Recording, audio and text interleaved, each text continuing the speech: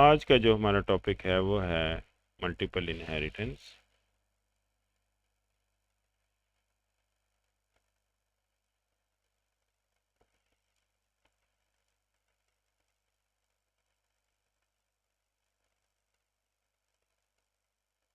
तो ये ज़हन में रखिएगा, ये जो मल्टीपल इनहेरिटेंस है ये इसके नाम से जैसे जाहिर है कि कोई एक क्लास होगी, फर्ज करें एक्स क्लास है, वो मल्टीपल क्लासेस से डिराइव्ड होगी। ठीक है, P1।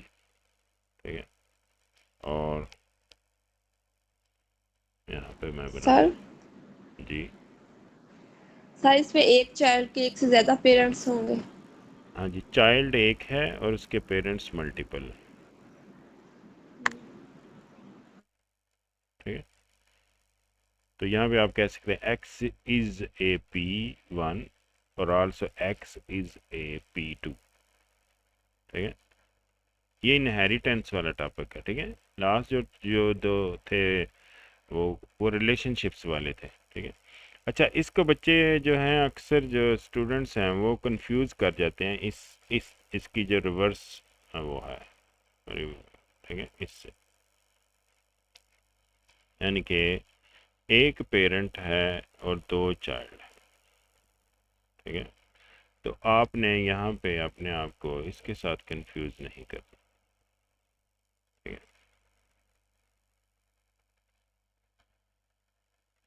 तो यहाँ पे अगर फ़र्ज़ करें कोई P पेरेंट है और ये C1 चाइल्ड है और C2 एक चाइल्ड है। ठीक है, तो you have not to confuse yourself with this. ठीक है,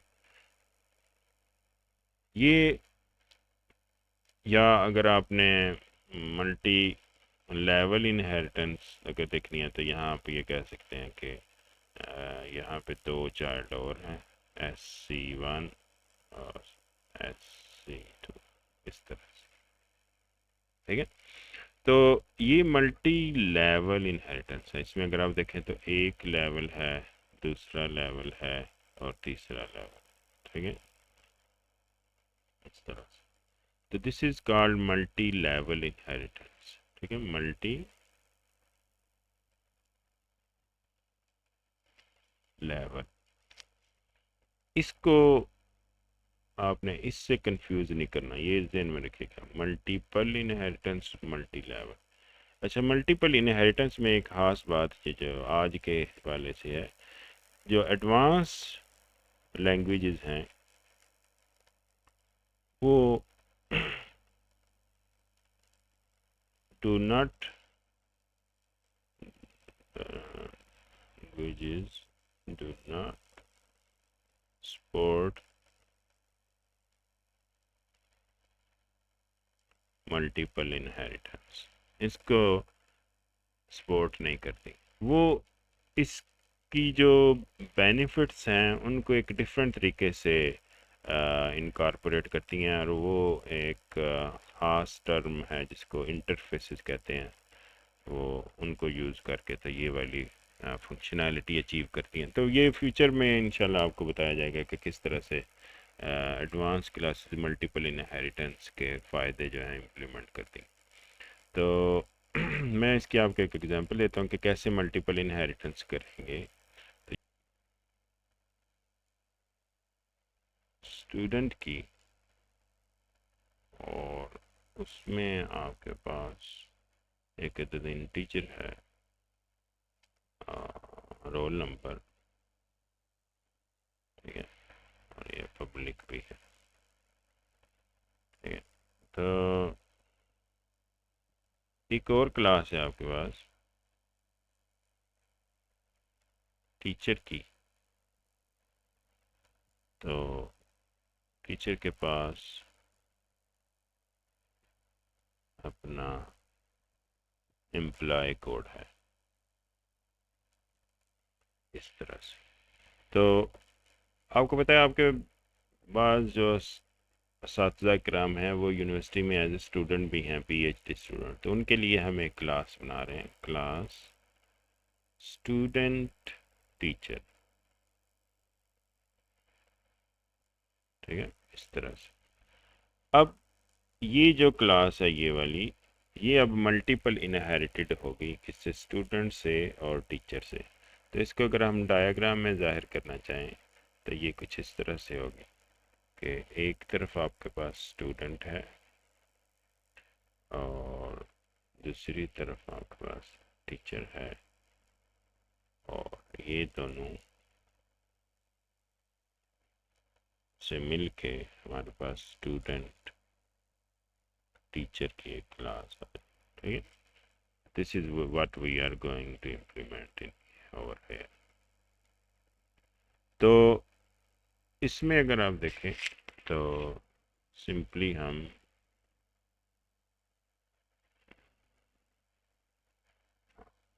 तो हमें क्या करना होगा, जस्ट यहाँ पे डबल सिंगल कोलन लगाएंगे और लिखेंगे पब्लिक और लिख देंगे स्टूडेंट। ये सिंगल इनहेरिटेंस होगी। ठीक है, और इसके बाद आप कॉमा लगाएंगे और आगे लिख देंगे पब्लिक और टीचर, बस इतना सारा काम। तो ये मल्टीपल इनहेरिटेड हो जाएगी। तो इसमें जो इसके रेलिवेंट कोड है वो आप यहाँ पे ऐड कर सकते। तो अगर आप इसे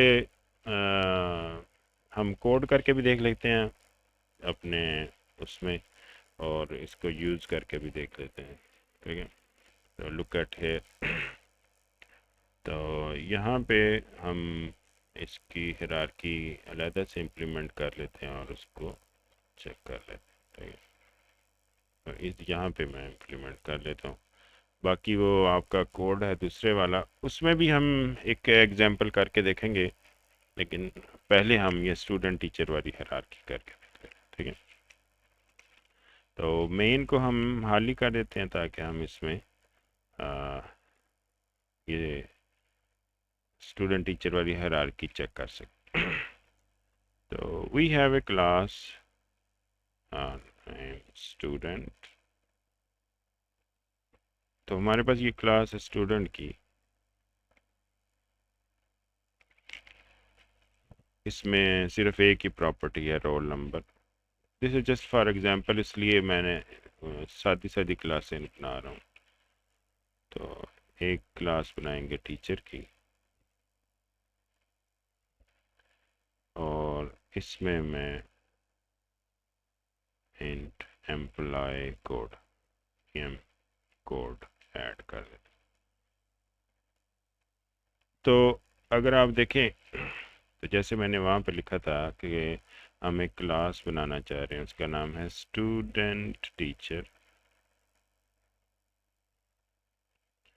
और इसको हम डिराइव कर रहे हैं पब्लिकली स्टूडेंट से और कामा पब्लिक टीचर से। ठीक है, ऐसे करके। So this is how we have derived this student teacher, और इसमें ये दोनों फंक्शनैलिटी आ जाएगी। तो इसको चेक करना हो अगर आपने, तो आप लिखें एस टी, ठीक है, सॉरी स्टूडेंट टीचर, और आगे इसका ऑब्जेक्ट बनाया मैंने एस टी डॉट करेंगे तो देखिए इसके पास रोल नंबर भी होगा और इसके पास एम्प्लॉय कोड भी होगा। ठीक है, S T dot employ code.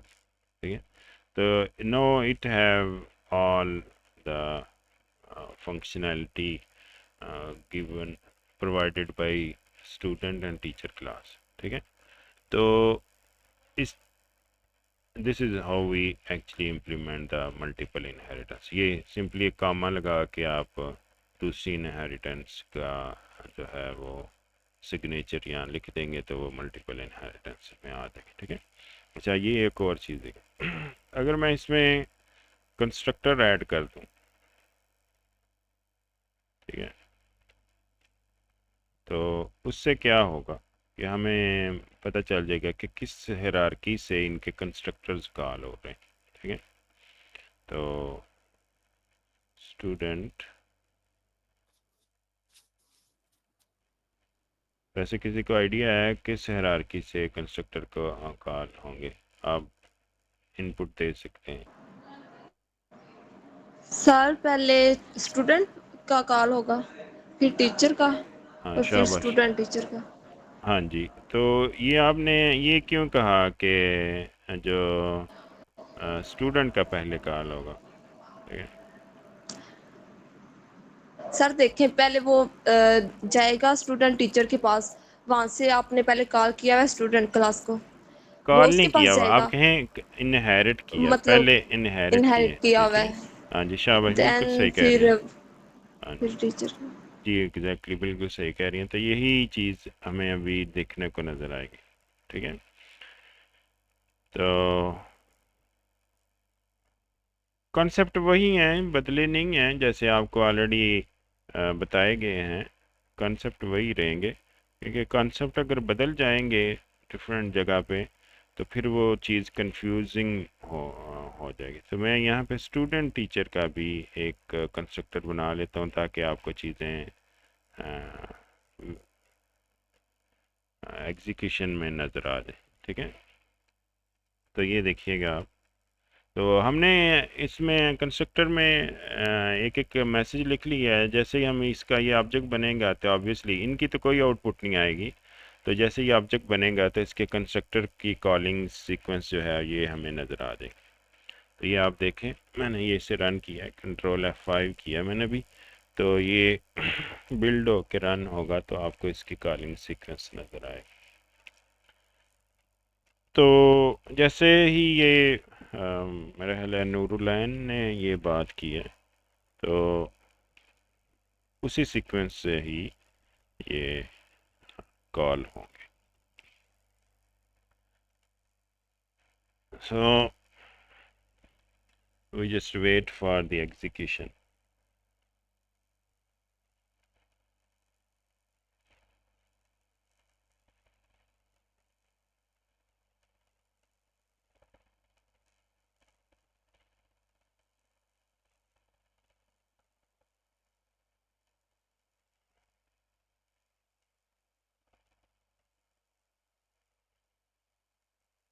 तो ये आप देख सकते हैं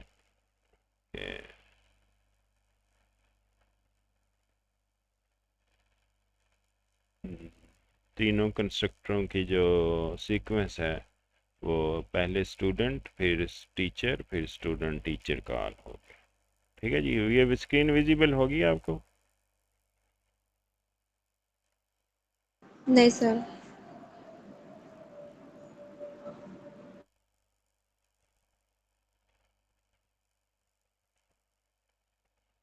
अब होगी? नहीं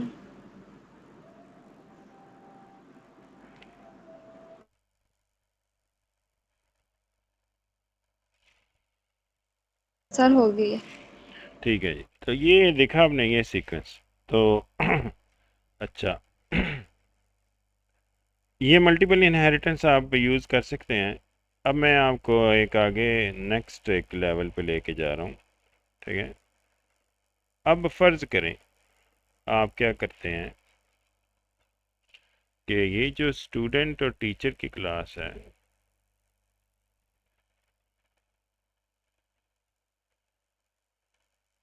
इनमें ये आपकी वो है हायरार्की।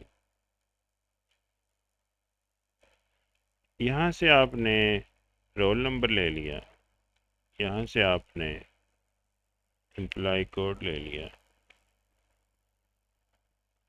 तो यहाँ पे ये इसके पास ही आ गया। अब अगर आप इनमें बाकी भी चीज़ें प्रॉपर्टीज़ ऐड करें, जैसे नेम है, NIC है, फ़ोन नंबर है, ईमेल है, तो ये इन दोनों की कॉमन होंगी। तो आपकी ख्वाहिश होगी कि हम इनको किसी एक कॉमन क्लास से ड्राइव कर लेते हैं, पर्सन से, जैसे कि हमने ये चीज़ देखी। तो यहाँ पे NIC फ़र्ज़ करिए। तो जब आप इस तरह का आर्किटेक्चर बनाएंगे ना, तो ये अगर आप गौर से देखें तो आपको इसके अंदर ये एक डायमंड सा नज़र आ रहा है। ठीक है। इसकी वजह से आपको डायमंड प्रॉब्लम जो है वो जाहिर हो सकती है। तो डायमंड प्रॉब्लम में आप ये जो है वो जा सकते हैं। ठीक है, अब इससे क्या वो है, क्या प्रॉब्लम आएगी? प्रॉब्लम ये आएगी, अगर आप ये देखें कि अगर आप इसका कंस्ट्रक्टर कॉल करते हैं, स्टूडेंट टीचर को ऑब्जेक्ट बनाते हैं स्टूडेंट टीचर का, तो एस टी, तो ये क्या करेगा, इसका कंस्ट्रक्टर कॉल करेगा। ठीक है, इसका कंस्ट्रक्टर कॉल होगा तो ये स्टूडेंट ऑब्वियसली अपने पेरेंट का सर कंस्ट्रक्टर कॉल स्क्रीन का करेगा। क्या, जी, स्क्रीन का सर नजर नहीं आ रहा। अभी आ जाता है आपको नजर। तो विजिबल होगी है स्क्रीन? नहीं सर। No sir. तो जैसे विजिबल होगी तो मैं आगे चलता हूँ।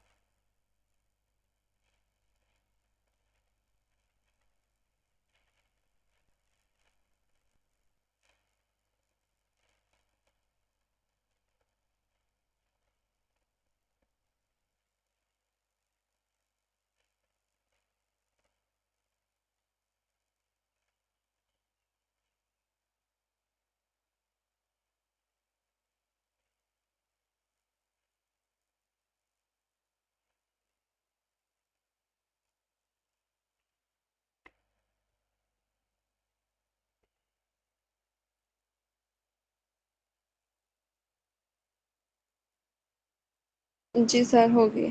तो आप ये देख रहे हैं, ये जैसे मैंने पहले जो हायरार्की थी आपको, जैसे पहले मैंने ये वाली हायरार्की आपको दिखाई है, ये वाली, तो इसमें ये वाली पहले हायरार्की थी। अब मैंने जो एक्स्ट्रा हायरार्की ऐड की है, वो ऊपर मैंने एक कॉमन पेरेंट बना दिया इनका, टीचर और स्टूडेंट का, और उसमें मैंने एक एनआईसी की प्रॉपर्टी ऐड की हुई है। ठीक है, तो इससे क्या हुआ, इससे हमारे पास ये एक डायमंड शेप की जो हायरार्की नज़र आना शुरू हो गई है। तो इससे पॉसिबल है कि आप डायमंड प्रॉब्लम अकर हो जाए। ठीक है, कैसे ये होती है कि जैसे स्टूडेंट का कंस्ट्रक्टर कॉल होगा, ठीक है, तो स्टूडेंट जो है वो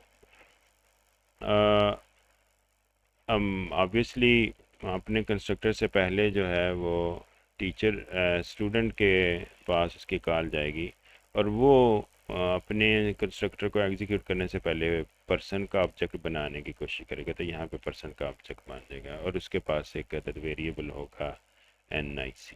ठीक है, तो जैसे ये कॉल वापस मुड़ के यहाँ वापस आएगी स्टूडेंट के कंस्ट्रक्टर के पास, तो ये दोबारा से अपने सेकंड पेरेंट को कॉल देगा, और ये सेकंड पेरेंट जो है यहाँ पे अपना एम्प्लॉय कोड वाली मेमोरी इनिशियलाइज करेगा, और अल्टीमेटली ये सॉरी, ये करने से पहले अपने पेरेंट को जो है कॉल करेगा, और का पेरेंट जो है ये NIC जो है वो उसकी मेमोरी बनाएगा, और उसके बाद ये टीचर अपनी एम्प्लॉय कोड की मेमोरी बनाएगा, और अल्टीमेटली कॉल आपकी रिटर्न होकर यहाँ पे आ जाएगी, और इसका जो है वो एग्जीक्यूट होगा। ठीक है, तो अगर आप गौर से देखें तो यहाँ पे आपको कोई प्रॉब्लम नज़र आ रही है?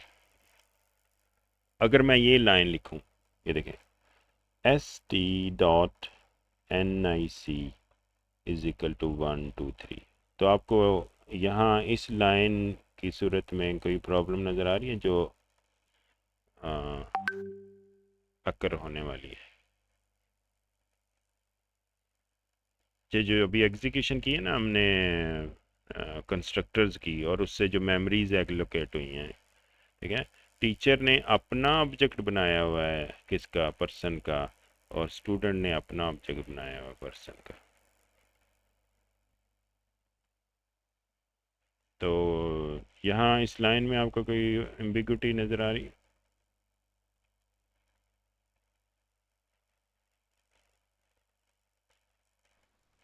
तो let me show you in the code. ये एक्चुअली जहाँ पे ना कंफ्यूज कर जाएगा, ये जो आप 1 2 3 लिखेंगे ना, तो ये आप जो जो प्रोग्राम है ना एग्जीक्यूशन करते हुए ये कंफ्यूज कर देंगे कि इस वाले NIC में 1 2 3 लिखना है या इस वाले में लिखना है? तो उसे दो नज़र आ रहे होंगे। जब दो नज़र आ रहे होंगे तो वो उसे कहेगा कि ये मेरे लिए एम्बिगुअस है, मैं इसे सॉल्व नहीं कर सकता, मैं इनको प्रायोरिटाइज नहीं कर सकता। Let me show you in the code के ये किस तरह से कोड में चलेगा। तो यहाँ पे आ जाते हैं वापस, ठीक है। तो हम इन दोनों का कॉमन पेरेंट बना लेते हैं पर्सन के नाम से, ठीक है। तो पहले देख लेते हैं कि हमारे पास ऊपर कोई क्लास तो नहीं है पर्सन के नाम से, ठीक है। मेरे हेलन नहीं है हमारे पास, ठीक है। तो हम यहाँ पे पर्सन की एक क्लास बना लेते हैं, ठीक है। तो क्लास पहले मैं ये जो है क्लास एम्प्टी रखूँगा और आपको एग्जीक्यूट करके दिखाऊंगा इन केस के वो कंस्ट्रक्टर्स की हायरार्की। तो आप देख लेंगे कि ये वाकई जो है वो तो सी आउट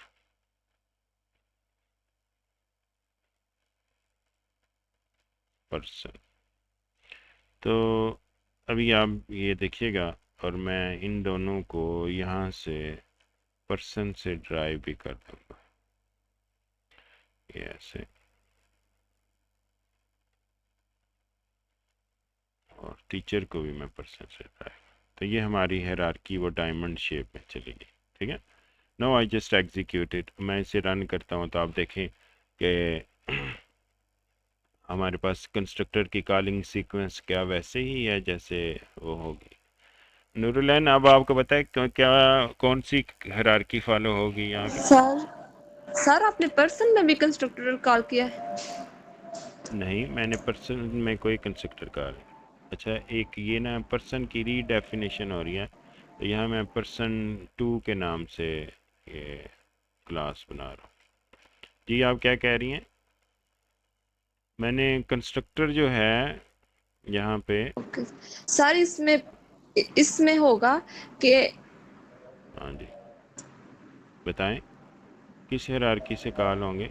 सर इसमें ये होगा, हम्म, पहले वो जाएगा ना स्टूडेंट टीचर के पास, जी देन वो स्टूडेंट के पास जाएगा, जी उसके पास जाएगा तो वो पर्सन टू के पास जाएगा, ऐसे ही है बिल्कुल। क्योंकि वो इनहेरिट हुआ हुआ जी जी जी है। फिर वो पर्सन टू का पहले कॉल करेगा, फिर स्टूडेंट का कॉल करेगा, ठीक, देन टीचर के पास जाएगा, टीचर के पास जाएगा तो स्टूडेंट पर्सन के पास फिर दोबारा से जाएगा, हाँ फिर कॉल करेगा उसे, बिल्कुल सही कह रही हैं। फिर टीचर का, फिर स्टूडेंट टीचर। हाँ जी ये बिल्कुल सही कह रही हैं। तो ये देख लें आप अभी मैंने ना उसके अंदर एक वेरिएबल नहीं डिफाइन किया, ठीक है, पर्सन में। तो ये हायरार्की आपकी एग्जीक्यूट हो जाएगी, इसमें कोई मसला नहीं होगा, कोई क्योंकि कोई एम्बिग्विटी नहीं है, क्योंकि जो ग्रैंड पेरेंट है उसके पास कोई ऐसी चीज़ नहीं है जिसकी से कोई एम्बिग्विटी अराइज होने के चांसेस हैं, यानी कि कोई वेरिएबल नहीं है, ठीक है। तो अभी आप ये इसकी आउटपुट देखें तो आप देखिएगा कि 2 दफ़ा पर्सन 2 का जो है कंस्ट्रक्टर कॉल हो रहा है। ये देख रहे हैं आप, स्टूडेंट ने भी पर्सन का कॉल किया है और टीचर ने भी पर्सन का कॉल किया है। इस तरह आपके पास स्टूडेंट टीचर दोनों आ गए, ठीक है, उनका एक एक ऑब्जेक्ट जो है वो आ गया। अच्छा अब आप देखें, अब मैं यहाँ पे पर्सन क्लास के अंदर, ठीक है, एक अदद वेरिएबल डिफाइन कर रहा हूँ NIC का, नेशनल आइडेंटिटी कार्ड का, ठीक है। तो NIC का जैसे मैं, या इसी तरह आप इसमें नेम वगैरह भी रख सकते हैं। तो आप ये देखिए कि अब अगर हम जाएं मेन में और जाके NIC को एक्सेस करें तो ये क्या हमें यहाँ पे विजिबल होगा? तो ये भी देखें विजिबल है हमारे पास, और इसको मैं एक वैल्यू देता हूँ, ठीक है। तो ये देखिए आप, ये एरर आ रहा है, और एरर पढ़ें आप क्या लिखा हुआ है NIC इज एम्बिगुअस, ठीक है, कि ये एक एम्बिगुअस कॉल है कि ये 1 2 3 कौन से वाले NIC में रखनी है, ठीक है। तो ये देखें हमारे पास एरर आ गया, और इस एरर का नाम है डायमंड प्रॉब्लम।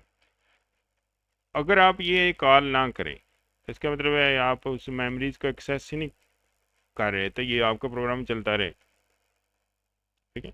लेकिन जैसे ही आप इसे रीड और राइट करेंगे इनमें, तो कंप्यूटर कंफ्यूज हो जाएगा कि आप किस वेरिएबल की बात कर रहे हैं, ठीक है, NIC कौन से वाले की बात कर रहे हैं, ठीक है। जो स्टूडेंट वाली क्लास ने बनाया हुआ है या फिर टीचर वाली क्लास ने बनाया हुआ है। ठीक है, तो ये एक मसला आ गया हमारे पास, इसको कहते हैं डायमंड प्रॉब्लम। तो इसको कैसे सॉल्व करेंगे? आपके पास, किसी के पास कोई आइडिया है कैसे सॉल्व कर सकते हैं? ये यहाँ से आप बता दें।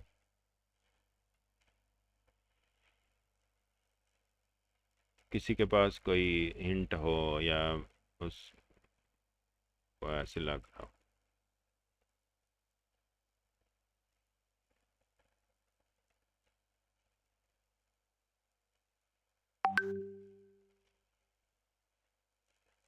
एनीबॉडी?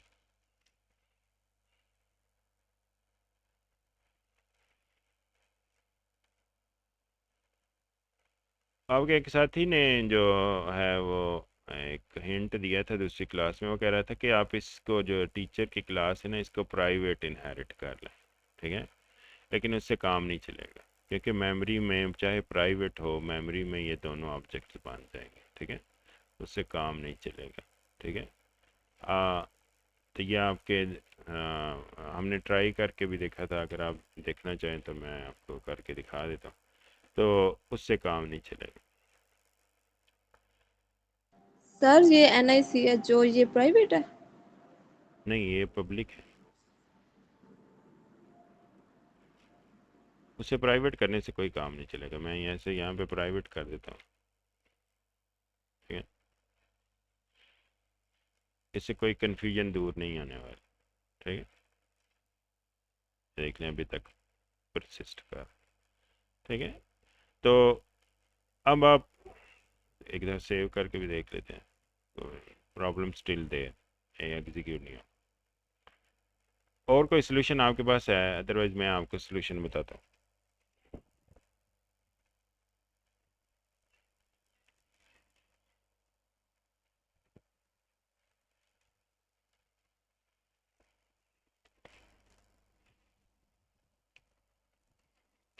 तो आप ये कर सकते हैं कि ये जो इसकी कॉल है यहाँ पे,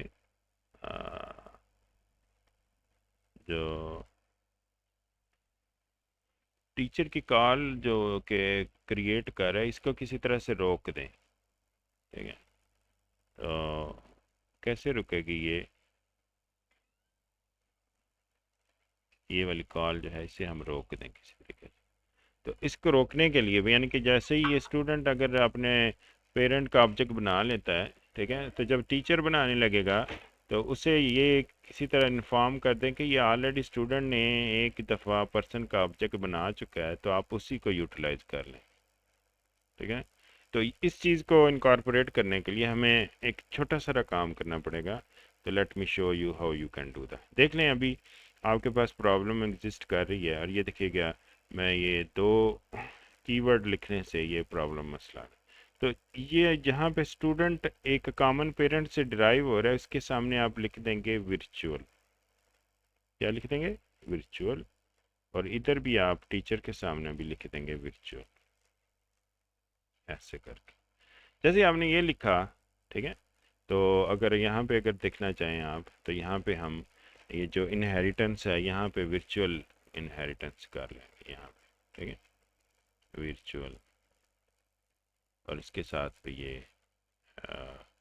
विर्चुअल इनहेरिटेंस कर। ठीक है, तो इससे क्या होगा कि ये इसे पता चल जाएगी, जैसे ये बनाने जाएगा ना टीचर ऑब्जेक्ट, तो इसे पता चल जाएगा कि ये ऑलरेडी बना हुआ है। ठीक है, तो लेट मी रन, और आप देख सकते हैं ये मेन में ये वाला मसला, ये एरर वाला ख़त्म हो गया। अब मैं आपको रन करके बताऊँ, और ये इंतहाई खूबसूरत कंसेप्ट है। देखिए, अब आपको नज़र आएगा कि हर दोनों ने अपना अपना ऑब्जेक्ट नहीं बनाया। जब एक दफ़ा बन गया तो दूसरे वाले ने उस ऑब्जेक्ट को बनाने की कोशिश नहीं की।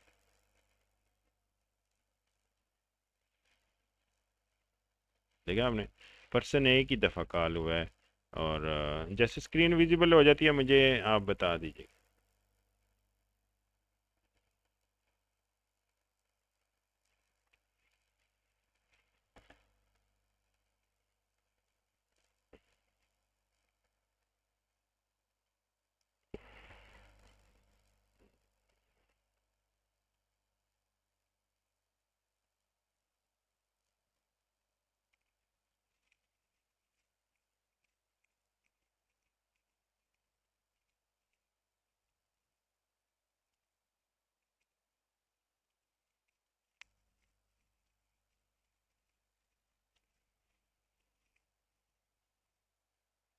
आउटपुट विजिबल होगी?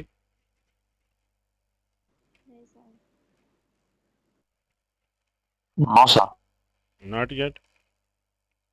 चलिए अभी ये देख लेते हैं।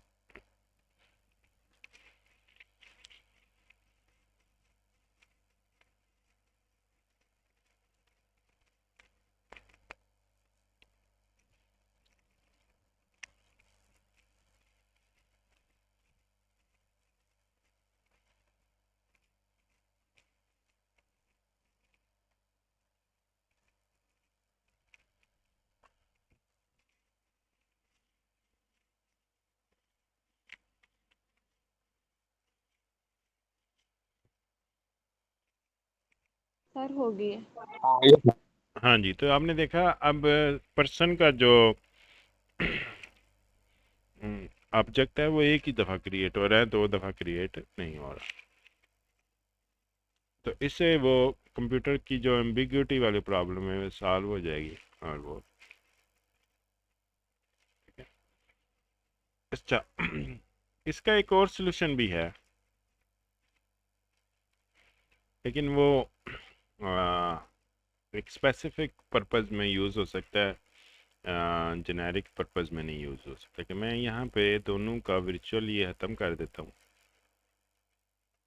और ये जो एक वेरिएबल जिससे मसला हो रहा है इसको जाके मैं स्टैटिक कर देता हूँ। ठीक है, ठीक है। और आपको पता है ना, स्टैटिक जब वेरिएबल बनाते हैं तो उसके बाद इसको हमने बाहर इनिशियलाइज भी करना होता है लाजम। तो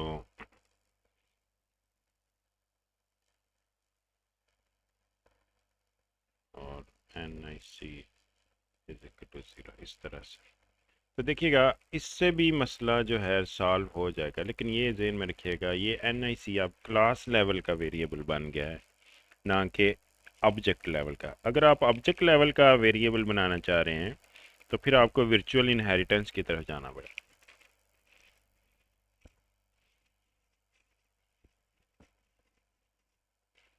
तो इससे भी आप देखें, क्योंकि अब एम्बिग्यूटी ख़त्म हो गई है, कॉमन जगह पे लिखा गया है ये वाला एन आई सी, तो आप देखें ये चलेगा। लेकिन कंस्ट्रक्टर भी दोनों दोनों दफ़ा कॉल होगा, ये आप ध्यान में रखें, क्योंकि ऑब्जेक्ट दोनों ही बन जाएंगे। ये देख लें आप, अभी ये दोबारा स्क्रीन आपके पास विजिबल होगी तो मुझे अपडेट कीजिएगा।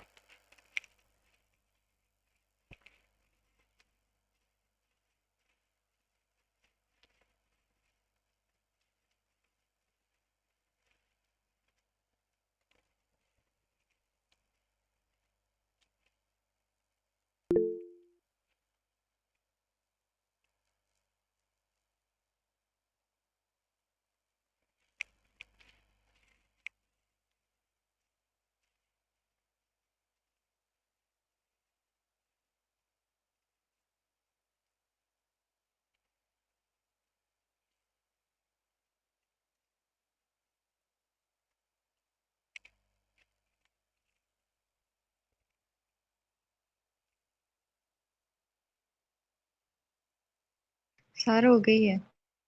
हाँ जी, तो इसमें आप देख सकते हैं कि पर्सन दो दफ़ा कॉल हुआ, लेकिन हमने जो मेमोरी एक्सेस वाली जो प्रॉब्लम है वो स्टैटिक से रिजॉल्व की, लेकिन एक स्पेसिफिक वे से हमने रिजॉल्व किया है, विद जेनेरिक वे से नहीं किया।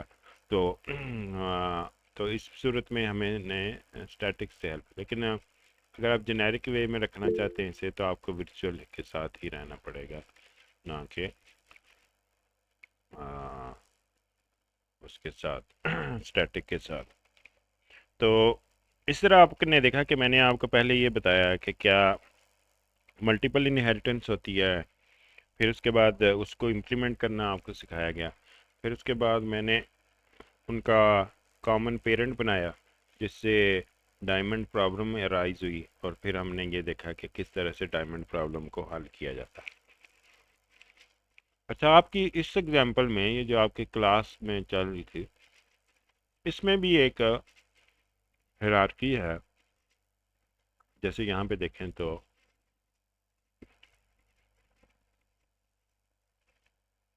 हमारे पास ये पर्सन, कस्टमर और ये वाली हायरार्की है, ठीक है। तो अगर हम अ, ये बड़ी सिंपल सी हायरार्की है, बल्कि मैं आपको एक और एग्जांपल बताता हूँ जो कि जिसमें हम उस सूरत में भी डायमंड प्रॉब्लम अराइज हो जाएगी, ये ध्यान में रखिएगा। तो मैं एक और एग्जांपल आपको बताता हूँ। फ़र्ज़ करें आपके पास इस तरह से हायरार्की है, जैसे कि मैंने आपको इनहेरिटेंस में सिखाई थी कि आपके पास एक पर्सन है और फिर आपके पास एक अदद पेशेंट है, और पर्सन से आपने क्लास ड्राइव की हुई है स्टाफ की, ठीक है, और इससे आपने ड्राइव किया हुआ एक अदद डॉक्टर और एक नर्स।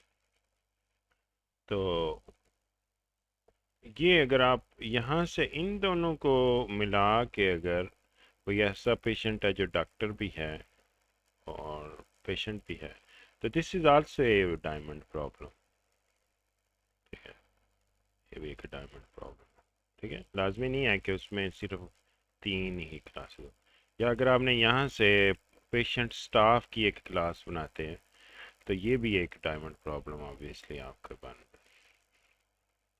ठीक है। तो इस तरह आपने ये ध्यान रखना है। मैंने समझा था ये शायद आपकी एग्जांपल में इस तरह की कोई हायरार्की होगी, लेकिन वहाँ भी ये सादी सी हायरार्की है, यानी कि कस्टमर और ड्राइवर की। तो यहाँ हम एक क्लास बना सकते हैं नीचे, जिसका नाम हम रख सकते हैं कि कोई ऐसा कस्टमर भी हो सकता है जो कि ड्राइवर भी हो। तो हम कह सकते हैं कस्टमर और कस्टमर ड्राइवर, ठीक है। तो या जो आपने ड्राइवर रखा हुआ है वही आपके पास से कोई गाड़ी बुक करके ले गया, ठीक है। तो इस सूरत में आप ये वाली क्लास बनाएंगे और इसको पब्लिकली इनहेरिट करेंगे हम कस्टमर से, और कॉमा लगा के पब्लिकली इनहेरिट कर रहे हैं ड्राइवर से, और इस तरह से हमारे पास ये मल्टीपल इनहेरिटेंस आ जाएगी, ठीक है। और यहाँ फॉर्चुनेटली हमारी पर्सन की क्लास ऑलरेडी एम्प्टी है, लेकिन अगर हम इसमें कुछ ऐड करेंगे एट्रीब्यूट्स, जैसे स्ट्रिंग नेम है, इंट NIC है, ठीक है, और इसके अलावा आप इसमें मोबाइल नंबर और ईमेल एड्रेस, तो ये लाजिम बात है कस्टमर की भी ये चारों इंफॉर्मेशन होगी और ड्राइवर की भी होंगी। तो यहाँ फिर आपको यहाँ पे फिर वर्चुअल इनहेरिटेंस करनी पड़ेगी, वर्चुअल, और यहाँ पे भी वर्चुअल। यहाँ पे एक क्वेश्चन बनता है कि ये वर्चुअल कीवर्ड एक्चुअली करता क्या है जो ये प्रॉब्लम सॉल्व हो जाती है। तो virtual actually virtual table introduce करता है आपकी ये जो हायरार्की है ना इसमें। तो जैसे ही जो ग्रैंड पेरेंट से कॉल पेरेंट की तरफ जाएगी, उनमें से एक पेरेंट जैसे यहाँ पे कस्टमर की तरफ जाएगी, कस्टमर ड्राइवर जो है वो हमारे पास यहाँ पे ग्रैंड चाइल्ड है, सॉरी, ग्रैंड चाइल्ड से पेरेंट की तरफ जाएगी कस्टमर, तो कस्टमर क्या करेगा, पर्सन की क्लास बनाएगा और वर्चुअल टेबल में लिख देगा कि मैंने पर्सन की क्लास बना दी। और ये जो वर्चुअल टेबल है ये हर ऑब्जेक्ट के साथ होगा, हर कस्टमर ड्राइवर का ऑब्जेक्ट जो है ना उसके साथ होगा।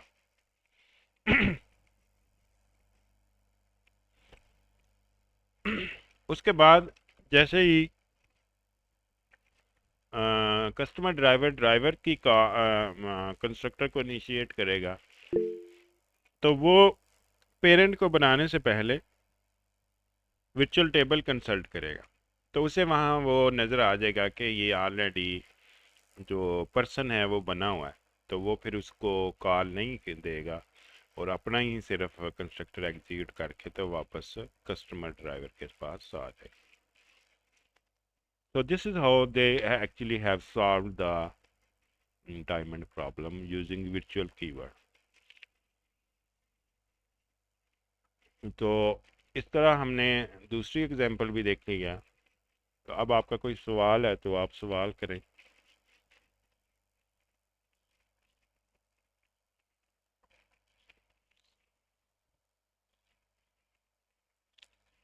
सर आपने जो विचर हटा के स्टैटिक लगाया था ना, उधर से नहीं समझ आई। वो मैंने ये आपको बताया कि अगर आप उन सब वेरिएबल्स को स्टैटिक बना दें, ठीक है, तो वो शेयर्ड वेरिएबल बन जाएगा ना। अगर आपको स्टैटिक वाला लेक्चर याद हो तो स्टैटिक वेरिएबल जो होते हैं ना वो क्लास लेवल के वेरिएबल होते हैं। वो हर ऑब्जेक्ट अपने पास अलहदा से नहीं बनाता, वो एक ही दफ़ा बन जाते हैं। समझ आ रही है आपको? सर हाँ, तो इस तरह वो जो स्टैटिक ने भी हमारा मसला हल कर दिया था, जो एम्बिग्विटी थी उसको ख़त्म कर दिया था। तो इस सूरत में अगर मैं यहाँ ये सारे स्टैटिक कर दूँ, लेकिन इससे मसला क्या होगा? कोई बता सकता है? अगर मैं यहाँ पे ये सारे स्टैटिक कर दूँ और ये नीचे से वर्चुअल हटा दूँ तो इससे क्या मसला होगा? कोई बता सकता है?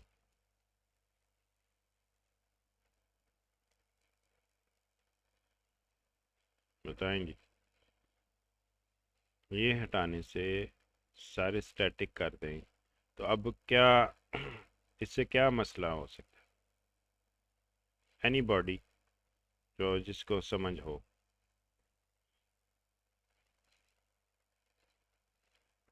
तो ये आप देखें, यहाँ पे मैं मेन में आपको ये करके दिखाता हूँ। तो मैंने क्या किया है कि वो जो ड्राइवर्स वगैरह हैं, तो मैं यहाँ पे एक कस्टमर का ऑब्जेक्ट बनाता हूँ। कस्टमर ड्राइवर का चलें सी डी। अब मैंने सी डी डॉट नेम में लिख दिया असलम, ठीक है। उसके बाद मैं एक और कस्टमर ड्राइवर बनाता हूँ सी डी टू, और मैंने यहाँ पे इसका नाम बदल रहा हूँ मैं, इज इक्वल टू सारा, ठीक है। अब मैं सी आउट कर रहा हूँ। तो सर वो सिर्फ चेंज नेम को लेगा, नेम्स को नहीं लेगा। किसको किसको लेगा?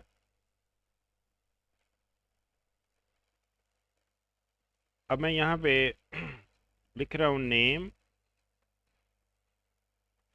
और आगे मैं ये नेम ज़ाहिर कर, ठीक है, किसका? मैं सी डी डॉट नेम ज़ाहिर कर रहा हूँ, ये वाला। अब देखिए, सी डी नेम असलम है और सी डी टू नेम जो है वो सारा है। तो यहाँ पे हमें असलम नज़र आना चाहिए। तो देखिए हमारे पास क्या नज़र आ रहा है।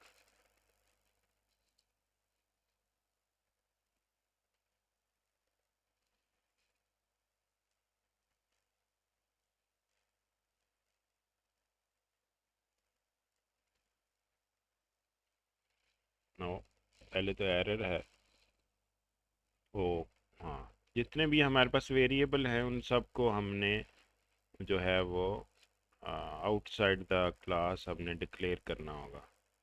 तो ये चूँकि स्टैटिक बन गए हैं तो ये हमें, मैं इन सब को ख़त्म करके सिर्फ एक एन आई सी बना लेता हूँ ताकि हमें ज़रा आसानी हो जाए। तो हमने सिर्फ यही देखना है ना कि इससे क्या एम्बिग्यूटी अराइज हो रही है। Person N I C is equal to 0, ठीक है। और नीचे भी हमें जाके, चूँकि हमने सिर्फ एक ही वेरिएबल यूज़ कर रहे हैं, तो हम जाके एक ही वेरिएबल यानी कि एन आई सी, सिर्फ एन आई सी कर लेते हैं। तो इसको मैं वैल्यू दे रहा हूँ 1111 और इसको मैं दे रहा हूँ NIC वैल्यू 2222 और यहाँ पे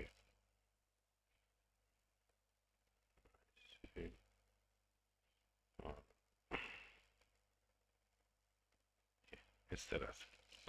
तो अब देखिएगा मैंने यहाँ पे मुझे 111 नज़र आना चाहिए, ना कि मुझे 222 नज़र आना चाहिए। तो देखिए कंट्रोल F5,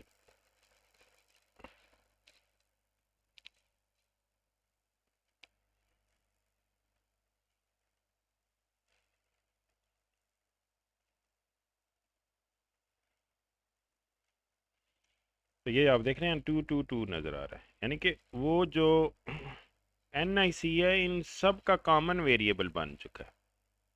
तो ये हमें तो नहीं चाहिए, ये वाली फंक्शनैलिटी हमें नहीं चाहिए, ये जो स्टैटिक प्रोवाइड करता है। तो इसलिए आपके पास जो चॉइस है वो यही है कि आप स्टैटिक से ना इसे हल करें, आप इसको उससे हल करें, क्या उसका नाम है अब मैं आपको नेम के साथ वो वर्चुअल इनहेरिटेंस लगा के तो आपको करके दिखाता हूँ। तो देखिए कि दोनों को जो मसला है वो सॉल्व हो जाए, उनके में स्टैटिक ख़त्म कर देंगे और हर एक की अपनी प्रॉपर्टीज़ जो हैं वो सेव होंगी, ना कि जो स्टैटिक वाला बिहेवियर है वो इनकॉर्पोरेट हो। ठीक है, तो और यहाँ पे हमें लिखना पड़ेगा वर्चुअल। तो सिंपली आप ये ज़हन में रखें कि डायमंड प्रॉब्लम का हल जो है वो वर्चुअल इनहेरिटेंस में है, ना कि स्टैटिक इनहेरिटेंस, स्टैटिकली ऑब्जेक्ट्स को डिक्लेयर करना। ठीक है, तो अब मैं चाहे NIC लिखूं चाहे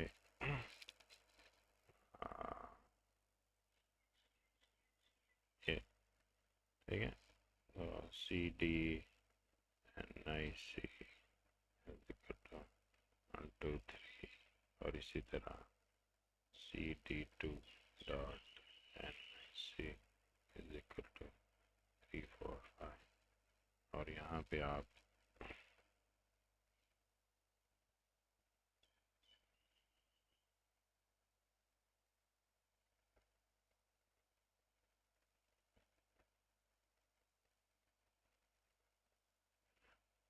तो ये देखिएगा मैं कंट्रोल C कंट्रोल V, यहाँ पे मैं CD2 कर देता हूँ। तो हर एक का जो वो प्रॉपर्टीज़ हैं वो जो हैं वो डिस्टिंक्ट रहेंगी, मेमोरी में उनको ओवरराइट नहीं है।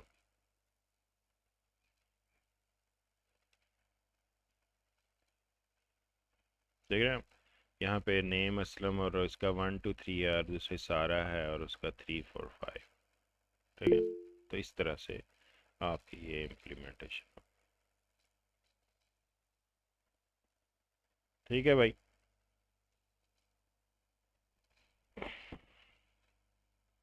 सर स्क्रीन विजिबल हुई है आपको कि नहीं?